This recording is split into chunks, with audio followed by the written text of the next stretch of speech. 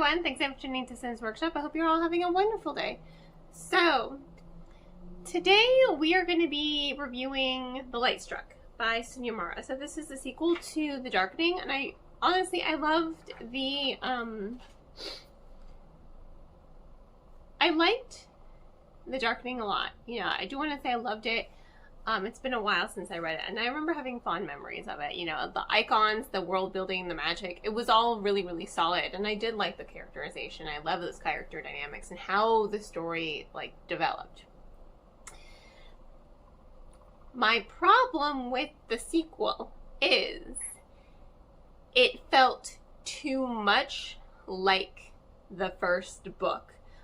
In the first book, you have Vesper, and, you know, she enemy slaver. She infiltrates the palace. She's trying to rescue her father. And what she does is they embark into the storm. So the city is like this, you know, with rings. You know, every class is a ring, right? There's a storm on the outside, and it's slowly shrinking in that city.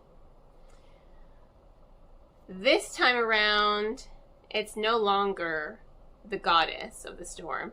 It's the god who used to inhabit the royal line, right?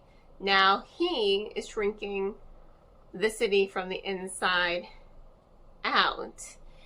It just seemed like the story was exactly the same, except instead of battling the goddess, this time we're battling the god. And you still had those very similar character dynamics.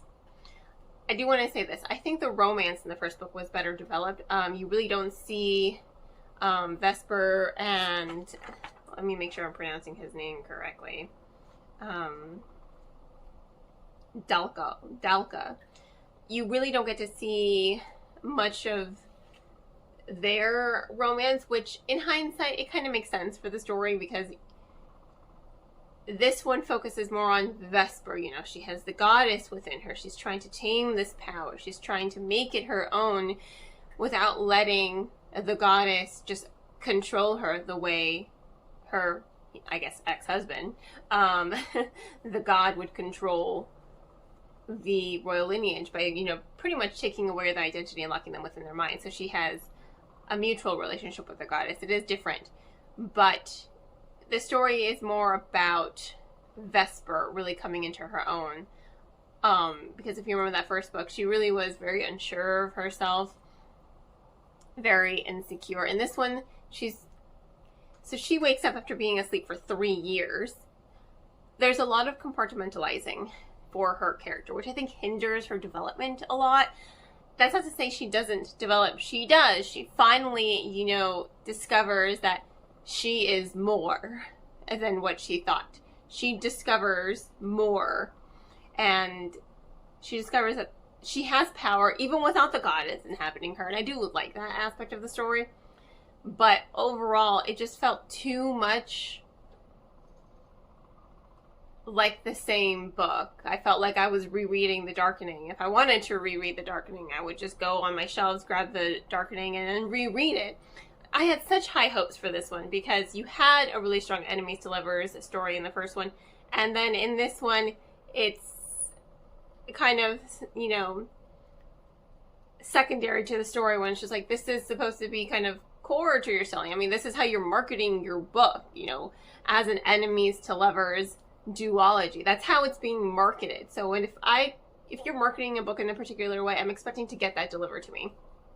I was not. I think it did fall flat a lot of the time, and I think a lot of that has to do with Vesper really compartmentalizing a lot of everything that's going around her. It makes sense for her character, but it does hinder her a lot because we're not really seeing a lot of those friendships that she developed in the first book. I mean, the side characters in the first book were so well done, and they continue to be well done in this book. I really do like them.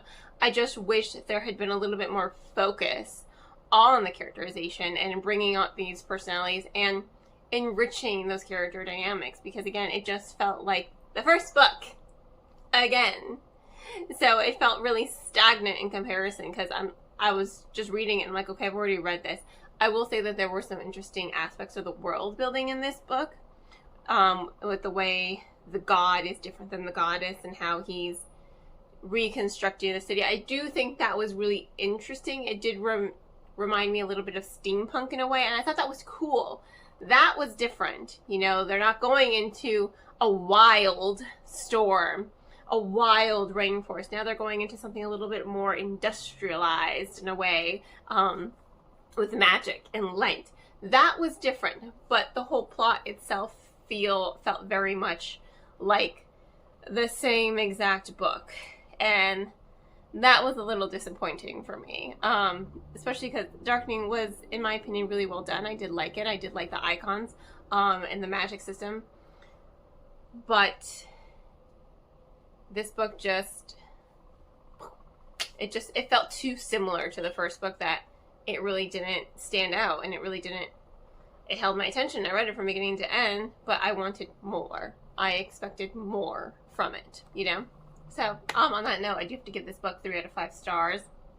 I wish I could give it a 4. I think initially I did give it a 4, but, you know, reviews change, especially when I read a book like 6 months ago, and I'm just like, this is how I'm feeling about it now, and this is, you know, really what I do think about it. I'm going to have to give it 3 out of 5 stars. But, you know, to each their own. My opinion is mine. I did like it. I do recommend reading the series just to read it. First book, again, I enjoyed it quite a lot. You can check out my review. Just search The Darkening. But overall, it fell flat. But in any case, thank you all for tuning in. Don't forget to like, subscribe, and share with all your book-loving friends. I hope you all have a wonderful rest of your day. And as always, happy reading.